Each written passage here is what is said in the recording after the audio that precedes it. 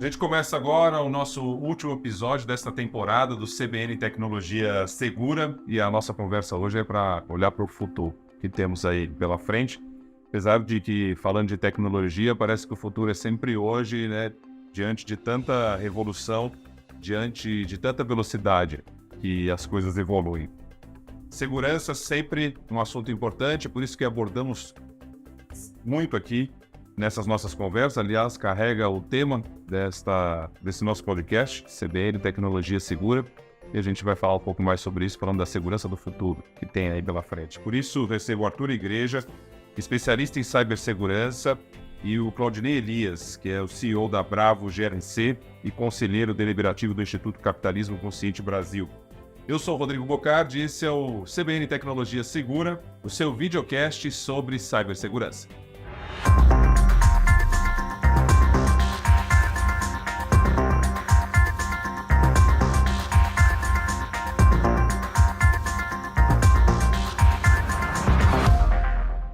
Bem-vindos, muito obrigado por estar aqui. Queria ouvir de vocês logo de cara, podemos conversar aqui, saber o que tivemos até aqui de evolução, né? Falando de metaverso, a inteligência artificial que está chegando, já chegou também. Queria um pouco da sua opinião, quais as conquistas que nós tivemos aí e ainda o que falta, né? Para a gente ter uma segurança mais plena.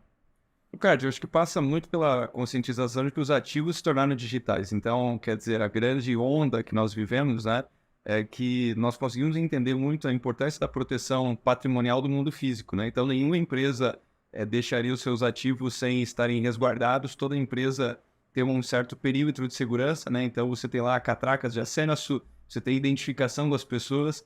Só que parece que, por alguma razão, a nossa cabeça interpreta as coisas de uma forma diferente quando tratamos de coisas digitais. Então parece que tem um pouco dessa questão de não ser algo palpável, algo que a pessoa tangibiliza na frente dela, e aí parece que o cuidado fica um pouco menor.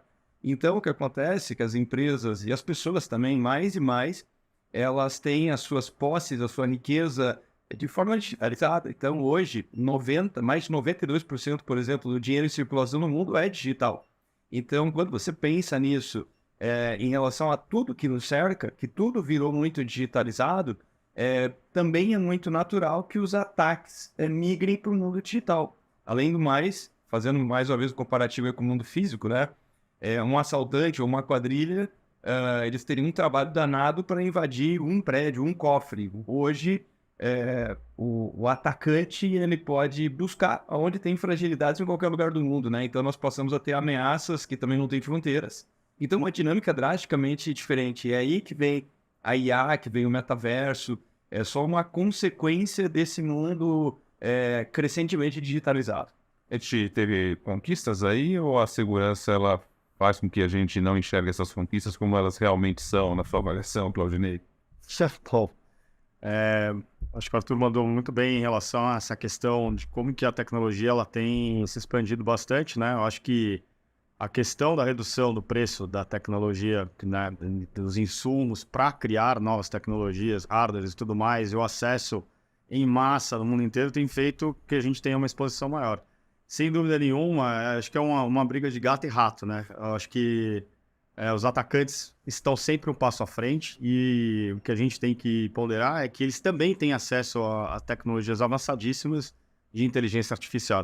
A inteligência artificial não vai ser utilizada apenas para as proteções, como é o caso, né, das várias tecnologias disponíveis para proteção contra eventuais ataques. Ela também é usada para que o atacante faça isso de uma forma mais abrangente, consiga dados que são mais interessantes, inclusive filtrando essas informações e vendo exatamente qual o caminho crítico de determinados ativos a gente observa. A gente tem observado também que algumas iniciativas novas, de novas tecnologias de proteção, como o Continuous Exposure Management, por exemplo, que é uma área que tem evoluído muito, tem ajudado a criar essas proteções. Mas a pecinha atrás do teclado é um problema, né? Então, acho que tem aspectos psicológicos muito relevantes em relação a isso e alguns vieses, eu acho que você colocou muito bem quando você traz a questão do físico com o digital.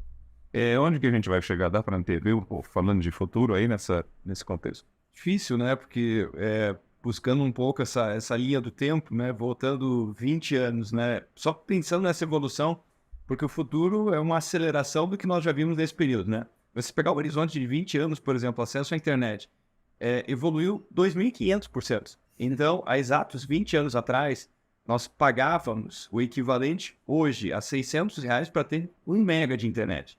Hoje você tem por R$ 110 500 mega. Então, a relação custo-acesso, ela melhorou 2.500%. Se você projeta isso daqui a 5 anos, é uma coisa extraordinária. O papo todo sobre inteligência artificial, tá? Que parece que o grande marco é essa chegada do ChatGPT no final de 2022. Nós estamos gravando isso, completando quase 1 ano de ChatGPT, parece que isso aconteceu 10 anos atrás. Então, estimar esse uso daqui a 5 anos é uma coisa extraordinária. Assim, para mim, a grande revolução que está acontecendo é o seguinte: por que dá para imaginar que vai ter um fluxo ainda maior? Porque até a chegada dessa geração de ChatGPT, o trabalho, em grande medida, acontecia ainda na velocidade do ser humano. Então, o que eu quero dizer?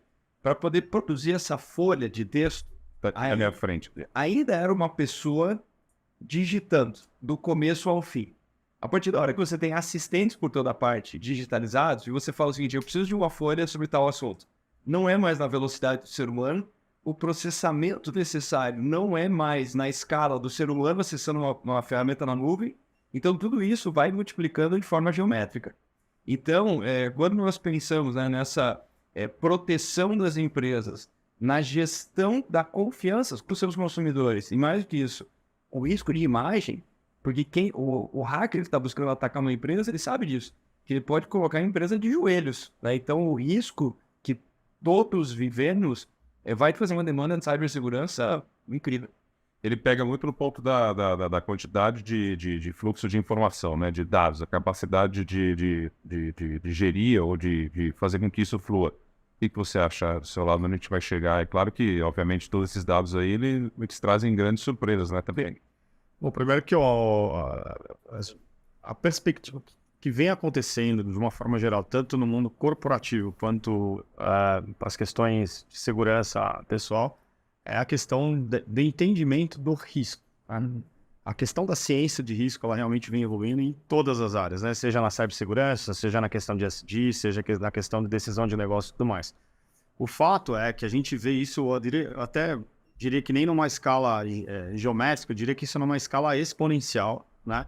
Em função do aumento do processamento, em função da captura de dados, os dados estão cada vez mais estruturados, os algoritmos estão cada vez mais inteligentes, as próprias inteligências artificiais estão fazendo com que o algoritmo fique mais inteligente, então é natural que o acesso que você vai ter nisso é maior, né? O que a gente vem vendo para o futuro, né? Quando você fala, por exemplo, de metaverso, poxa, eu tenho N metaversos, não é um metaverso, né? Então, por exemplo, a questão de identidade, como é que eu vou entrar nesse metaverso se eu sou essa mesma pessoa aqui e também sou no outro, né? Então, por exemplo, eu tenho um ID de identificação, né? Eu acho que certamente algumas políticas importantes, né? Estruturas para a gestão de acesso, para saber que você é quem você está dizendo que você é, né? Eu acho que essa tecnologia de identificação é uma das áreas que está tendo e vai ter a maior evolução nos próximos anos. Isso inquestionavelmente. Em função exatamente de saber que você olha de uma forma, olha de outra. Hoje a gente consegue ver isso de uma forma muito clara quando você vai usar a biometria, por exemplo, para entrar no seu prédio, né? Você fala, cara, você nem coloca o rosto direito e o negócio abre. Até pra gente que trabalha com tecnologia, mesmo assim você fala, cara, é surpreendente. E um outro ponto que eu acho que é relevante falar aqui, né? É a questão da privacidade de dados, que eu acho que é super relevante essa questão, né? Hoje, nossos dados estão muito acessíveis. Então, quando você coloca o seu rosto para abrir uma porta, ele está capturando um dado seu. Quando você resolve brincar com os dados e com, sei lá, a forma do teu rosto daqui, quando você estiver mais velho, ele está capturando seus dados também. Então, acho que essa questão tem muita ligação do ponto de vista de educação. Por mais tecnologia que a gente tenha, por mais questões de hardware que a gente possa construir e evoluir, se não houver realmente uma postura, uma educação, a gente não aprende sobre cibersegurança na escola. Então, mas aí você está trazendo um ponto assim, eu estou falando que ontem eu vivi isso. eu não quis, eu parei e pensei, eu não quero deixar a minha imagem aqui neste prédio, aqui, para ter o acesso desse prédio. E aí, como é que a gente... Eu fiz uma coisa boa ou uma coisa ruim? Estou sem saber até agora. Olha, essa é uma grande questão, né? O fato é que se a gente começa a criar várias barreiras de proteção em relação ao acesso dos nossos dados, a gente praticamente não consegue interagir com o mundo físico que tem um viés de metaverso, mesmo a gente vivendo no mundo físico, se você for avaliar. Você usa a sua imagem digital, né, a sua impressão digital, para acessar o mundo físico. A gente não para pensar, né? Mas quando você vai acessar o banco, por exemplo, né? É um quê de estou no metaverso, no mundo físico, acessando uma informação e concedendo, né, os direitos de uso daquela imagem para determinadas questões. O que você pensa? Eu acho que nós estamos possivelmente chegando no final da era dessa ingenuidade com isso tudo. Então, agora, como nós começamos a viver esses conflitos, voltando no caso da inteligência artificial, num primeiro momento, alguns países, como foi o caso da Itália, provocou um bloqueio temporário do ChatGPT. Tem muita gente que não entendeu nada, ficou pensando, puxa, mas será que os italianos têm alguma aversão à inovação, à tecnologia? E tinha tudo a ver com privacidade, porque até então a política não contemplava a privacidade. E qual que é a diferença? A diferença, imagina o seguinte, que a pessoa manda o seu imposto de renda para alguém, né? E você confia que o seu gestor, seja de uma fintech, de banco, seja lá o que for, vai fazer uma análise com aquilo. Mas, o gestor, o gerente, ele fala, peraí, mas tem uma ferramenta de IA que eu posso usar. Então, o que eu vou fazer? Eu subo o teu imposto de renda e peço para o ChatGPT. Devo conceder crédito para essa pessoa, sim ou não? Até então, como a política não considerava a privacidade, os dados dessa declaração de imposto de renda eram usados para realimentar o sistema e causar aprendizado, só que de forma não anonimizada e sem privacidade, ou seja, tinha indexação. Traduzindo, esse usuário, que de forma muito ingênua, lá pelas tantas, mandou seu imposto de renda, ele faz uma consulta do próprio nome 6 meses depois, então ele procura quem é o Arthur Igreja, numa plataforma como essa, e descobre lá a declaração dos bens. Então, caramba, não é uma informação que a pessoa conscientemente gostaria de deixar pública. Então, o que está acontecendo, e eu concordo 100% com esse ponto, de que no final das contas, essa informação está transitando de uma forma muito inconsequente, é como se você pegasse os seus documentos, as suas informações, as suas fotos, e você deixasse no meio da rua. Ninguém em sã consciência faria isso, mas no ambiente digital é muito perto disso. A gente já teve um episódio aqui para discutir a questão de lei geral de proteção de dados, e foi muito bacana, porque a gente falou muito sobre isso, e inclusive trouxemos o alerta, né, do tanto de empresas ainda que não aderiram, que não respeitam, e deixando tudo isso muito exposto, inclusive fazendo um apelo, né, para as empresas que devem respeitar e também para o cidadão cobrar e escolher, né, porque ele possa também incentivar para que tenhamos aí um ambiente mais seguro nesse contexto. Então, por isso, eu nem vou me prolongar nisso para a gente poder concentrar no aspecto de vocês. A questão da inteligência artificial, muito se fala, e aí trazendo para esse terreno bem baixo que eu estou dizendo, mas que pode atingir um número maior aí de pessoas, que é o seguinte, todo mundo fala, vai acabar a profissão, vai para um lugar do outro, tal. Como é que vocês veem isso, vocês que lidam com essa questão? Pô, essa pergunta fabulosa, porque chega a ser engraçado, né? Outro dia eu sou CEO, né? Tem um tamanho razoável. Outro dia eu li, acho que no Instagram, a inteligência artificial vai substituir o papel do CEO. Falei, ok, né? Eu acho que a complexidade e a necessidade que a gente tem, por exemplo, para processos de imaginação, de tomada de decisões complexas, cenários que a gente nem percebe, que a gente é capaz de fazer, só aí a gente já teria uma resposta. Ou seja, a gente não pode esquecer que a inteligência artificial nada mais é do que 0 e 1, matemática e estatística. É isso, né? Não tem... A gente está longe de ter uma inteligência artificial geral, que realmente tenha uma concepção de pensamento humano e que você possa colocar no robô e que tenha essas características, sentimentos e tal. Pode acontecer? Pode. É possível, especialmente por conta da evolução tecnológica, especialmente da computação quântica, que vai ter uma capacidade muito maior de processamento e tudo mais. Como a gente falou no início, a gente tem uma questão de hardware, software que está evoluindo. Mas o fato o que a gente pondera, especialmente se tratando de governança, né, e falando de empresas, né, o que é a nossa especialidade, inclusive. Você tem que travar essa governança na tua companhia, no teu negócio ou na tua vida, né? E pensar que você deve, sim, usar o máximo possível a inteligência artificial. Eu sou a favor de usar para otimizar o máximo de processos possíveis. E normalmente você vai fazer isso neste momento, 2023, não sei quanto tempo isso aqui vai ficar no ar, né? 2023, 2024, provavelmente, a gente está falando de melhorar processos repetitivos, ok? Lá na frente, a gente vai ter outros tipos de utilização para isso. Mas o fato é, não tenha medo, porque é inevitável, você não vai conseguir lutar contra. É como se você tentasse nunca na sua vida voar de avião para ver os Estados Unidos. Hoje seria meio quase que ridículo você fazer isso. Você vai levar, quantas vezes mais de tempo para você alcançar. É essa relação, né? Então as pessoas confundem muito essa questão de que a inteligência artificial vai substituir tudo, vai acabar com tudo e tudo mais. Não, é só você usar o ChatGPT ou qualquer outra inteligência artificial, LLM. Você vai observar que, cara, ainda tem muito chão ainda para fazer. Outro ponto que a gente tem que ponderar, o investimento é quase que multibilionário. É só ver o nível de capital que a OpenAI está precisando para manter essa máquina viva. E nem sabe quando isso vai dar louco. Então, assim, não é uma coisa tão simples, né, quanto uma decisão, vai substituir. Não.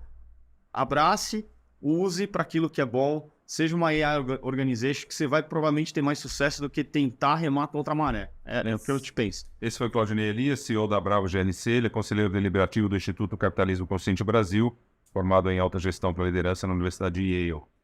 E agora quero ouvir o Arthur Igreja, especialista em cibersegurança, também formado na Universidade de Georgetown, nos Estados Unidos, mestre pela FGV, autor do livro Conveniência é o Nome do Negócio. Atua profissionalmente em mais de 25 países e os dois estão com a gente hoje aqui, o CBN Tecnologia Segura. A inteligência artificial, além da questão ali do sentimento e tal, puxando assim de uma forma, resumindo de uma forma bem grotesca, mas ela vai precisar de alguém para lidar com ela, e daí o humano está presente, está garantido. O Sharon, que nós estamos entrando numa era de trabalho híbrido. Então, não no trabalho híbrido, aquela discussão que me parece secundária de onde a pessoa está, mas é um trabalho híbrido de pessoas colaborando com inteligências artificiais. Então, nós vamos ter squads híbridos, algumas pessoas e muitas IAs. Nós nos tornaremos gestores de inteligências artificiais. Isso já está acontecendo, no final das contas.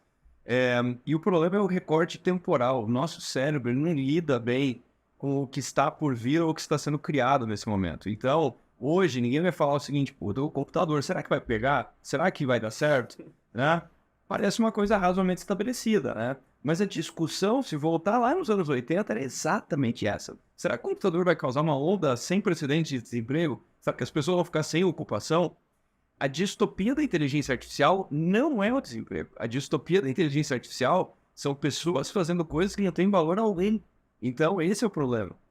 Quem não usa esse tipo de ferramenta se torna improdutivo. E o outro argumento que eu uso é o seguinte: se a pessoa em qualquer ponto da semana dela, ela usar a frase, eu não tenho tempo, não tem como essa pessoa não ser uma apaixonada por tecnologia, porque a tecnologia devolve tempo. Né? Então o problema é esse recorte, que eu sempre gosto de usar o seguinte: 1850, 3 a cada 4 pessoas trabalhavam no campo. Imagina a pessoa de 1850, se ela pudesse por um segundo vislumbrar 2023, onde 3% das pessoas trabalham com agricultura. Essa pessoa viria até 2023, olharia, voltaria lá e falaria o seguinte: estamos ferrados. Porque se 75% trabalham com isso, lá no futuro ninguém mais trabalha com isso. E não foi o que aconteceu. Em nenhum momento aconteceu um choque de desocupação e de desemprego. Por quê? Porque alguns vão falar o seguinte: claro, mas todo o setor de serviços foi criado depois. Todo o setor de tecnologia foi criado depois. O setor de cibersegurança, em 1850, era inexistente, né? E hoje tem o quê? Escassez de profissionais. Então, o fato é que, em 2023, nós temos um pouco de pânico do que vai acontecer em 2025, em 2030, e historicamente é o que acontece. Traduzindo, não vai acontecer isso. Vai gerar mais riqueza? No futuro, com a internet, a gente vai ter mais riqueza? Obviamente, sempre contemplando a questão da segurança, tratando de uma internet segura. A economia do país ou dos países, elas vão ser maiores? As pessoas vão ficar mais ricas, digamos assim? Eu vou dar minha opinião pessoal. Totalmente pessoal. O pessoal tem um valor, você é especialista nessa questão. Eu acho que é meio óbvio que sim, né? Me parece óbvio. Por quê? A gente está observando grandes movimentos tecnológicos relevantes, né? Ainda, infelizmente, a gente observa que o 5G, por exemplo, aqui no Brasil, dá raiva, né? Você tá com 5G, você fala, cara, quando eu entrei na região aqui de São Paulo, com 5G, tudo fica mais lento. Mas a grande verdade é Edge, Quantum, a 5G, a Web 3.0, e tudo isso vai fazer com que a gente tenha uma capacidade muito maior de processamento, que acesse muito mais informações, e aí sim a AI vai fazer uma diferença enorme, que a gente não teria nem capacidade de sinapse para poder processar, vai trazer ali algo mais formatado, pronto, com alguma coisa, e aí eu já estou pensando no futuro mesmo, daqui, não muito longe disso, daqui 10 anos, você vai realmente ter capacidade. Fica gravado isso, 10 anos em que... Vai ficar, você falou do tempo que vai durar isso aqui, na internet, o que você falou aqui agora tá pra Acabou, sempre, não vai ficar nunca mais. Tem que tomar cuidado com o que Se a gente alguém fala. vai acessar, a gente não sabe, mas que vai estar lá, peraí. Não vai acessar, com você lá, com certeza vai acessar. Mas a verdade é que a gente vai observar realmente muitas outras pessoas que não têm sequer acesso hoje, acessando a internet, ou seja, a gente vê o movimento da Starlink, por exemplo, agora, né, você podendo acessar a internet em qualquer lugar do planeta, funcionando melhor do que uma rede a cabo. E a gente vai ver outras tecnologias. A partir do momento que você tem esse processo de inclusão, as pessoas passam a ter um processo de desenvolvimento e consciência. A partir do momento que você tem consciência, você vai consumir aquilo, você vai mudar o seu comportamento. Isso é histórico, né? A gente observa o que aconteceu com os índios aqui. Então, assim, se a gente voltar um pouquinho atrás, acho que você fez um exercício maravilhoso, lá em 1800 e tanto, olhar como que a coisa evoluiu, as várias tecnologias. A diferença é que a gente levou um certo tempo para atingir certos patamares e hoje esse tempo ele é cortado, ele é muito mais curto exatamente pelo processo de exponencialidade, ou seja, que a gente não tem uma capacidade cerebral para entender a questão do exponencial, né? A coisa vai muito rápido. A gente está falando de habitar a Lua, né? Daqui ainda na nossa existência. Uma questão, por exemplo, ali, né, questão de reconstrução de órgãos e algumas outras coisas que a gente observa, né, um tip point possível que deve acontecer por volta de 2030, 2035. Você tem literatura, muitos estudos que apontam que a medicina vai sofrer uma alteração absurdamente gigantesca a partir de 2040. E a gente espero que a gente esteja aqui ainda. Claro. Arthur, igreja, as pessoas vão ficar mais ricas, os países mais ricos e as desigualdades serão menores? Não sei. Não tenho tanta certeza. Porque tem um outro paralelo que eu acho que é interessante. Sempre para entender o futuro imediato ou o que nós estamos vivendo, eu acho que é importante dar esse passo atrás. E aí a internet não é necessariamente um bom exemplo. Por que eu estou falando isso?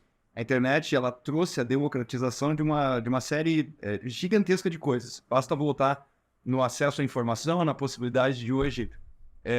não muito tempo atrás, até o começo dos anos 90, só fazia faculdade quem tinha passado numa universidade pública, federal ou estadual, ou seja, morava ou numa capital ou numa grande cidade. Hoje, pessoas em virtualmente qualquer lugar, por muito pouco dinheiro, conseguem cursar o ensino superior.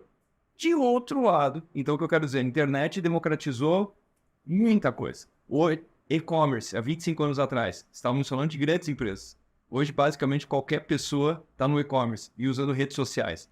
Antigamente, ter um canal e acesso ao público. Nós estávamos falando de pouquíssimos canais de mídia. Hoje, a pessoa cria uma conta no YouTube, ela tem acesso a se tornar um canal, né? Por outro lado, é importante lembrar que hoje nós estamos falando o quê? De um barão das redes sociais, o grupo Meta. Nós temos basicamente 5 Big Techs que dominam esse jogo. Então tem uma que domina e-commerce, nós estamos falando da Amazon, temos poucas que dominam as nuvens, nós temos poucas que dominam o hardware. Traduzindo, se nós pegarmos o ecossistema da internet hoje, nós temos uma espécie de Rockefeller, Vanderbilt, nós temos grandes conglomerados, ou seja, um domínio muito parecido com o domínio que nós tínhamos há 140 anos atrás. Então, acho que, por um lado, tudo se democratizou, mas, por outro lado, quem controla o jogo você tem uma configuração bastante parecida em termos de concentração de riqueza e concentração do domínio tecnológico. Ou seja, vai trazer a possibilidade de geração de riqueza, eu não tenho dúvida nenhuma. A vida das pessoas vai ficar melhor, eu não tenho dúvida nenhuma. Como será esse equilíbrio de forças? Eu tenho severas dúvidas. Democratizar isso para que a riqueza seja. Queria só complementar um ponto que eu acho que é relevante, né? A gente não pode esquecer da China, né? E Índia, que eu acho que são movimentos que estão ocorrendo. A gente vê isso no e-commerce com a questão do Shine e tudo mais, mas na tecnologia também, eu acho que isso é um ponto. E sendo especialista nisso, o que a gente vem observando em todas as áreas é o aumento da regulamentação, né? Então, assim, não me assusta nada se sair uma regulamentação relevante no futuro próximo, falando sobre a quebra desse quase esse trust que a gente vê dessas grandes corporações, ou seja, a obrigatoriedade de não ter toda a questão. Então, são questões que podem ter alguma mudança e, ao mesmo tempo, por outro lado, quanto mais riqueza for gerada por essas empresas, mais gente vai alcançar. Então, assim, é uma pergunta de extrema complexidade, muito difícil de chegar e prever e ser respondido. Eu acho que precisaria ir mais profundo. Dá para dizer que a internet vai ser mais segura no futuro? Espero que sim, espero que sim. A eterna, voltamos na primeira resposta, uma eterna corrida entre pessoas muito capacitadas tentando proteger e outras extremamente capacitadas usando a sua inteligência para fazer coisas que não são boas. Mas eu entendo que sim, pelo seguinte, a preocupação, a consciência, ela está aumentando muito, os investimentos, o grau de priorização. Então, isso me leva a crer que a resposta é sim. Na sua opinião também, Claudinei? Tende a ser sim, né? Agora, a gente tem que ponderar que esses ataques que acontecem, essas inteligências humanas, né? Que normalmente fazem esses ataques, estão em territórios que não são controlados. Isso é uma coisa a ser bem falada aqui. Isso é muito importante, tá? Então, não há sanção, por exemplo, em certos países. Não vou mencionar o nome de país nenhum aqui, acho que não é o caso, mas tem certos países que você não tem sequer qualquer tipo de sanção com uma pessoa que estiver fazendo um determinado ataque. Então, você tem realmente verdadeiras indústrias muito significativas em relação a isso. E a gente vê também a questão de governos e tudo mais. Então, é um processo intricado aí, bastante complexo, né? Tem muitas questões de espionagem industrial também, tem um negócio bem complexo, não é tão simples. E a gente não pode esquecer de falar da Dark Web também, né? Onde você não tem controle algum, uma terra selvagem e que, sinceramente, hoje você consegue acessar de cada vez mais fácil, né? Sendo mais, vocês estão prontos para viver esse futuro e proteger a gente aí em que for possível. Com certeza. Essa ideia. Valeu. Queria agradecer ao Arthur Igreja, especialista em cibersegurança, e o Claudinei Elias, CEO da Bravo GNC e conselheiro deliberativo do Instituto Capitalismo Consciente Brasil. Este foi o último episódio dessa temporada do CBN Tecnologia Segura. Queria agradecer demais você que se dedicou, você que ouviu, que participou de alguma maneira. Está em todas as plataformas de áudio e também no YouTube. Agradecer a toda a equipe que participou desse processo. Foi muito bacana, tive um aprendizado enorme. Que venham outras temporadas aí para a gente poder discutir bastante esse tema tão importante que faz parte do nosso dia a dia e que todos nós, de todos os lados, precisamos evoluir para sermos mais felizes, né? Muito obrigado. O CBN Tecnologia Segura teve a produção e o roteiro do Leopoldo Rosa. Eu, Rodrigo Bocardi, agradeço você e a gente se encontra todos os dias aí na CBN.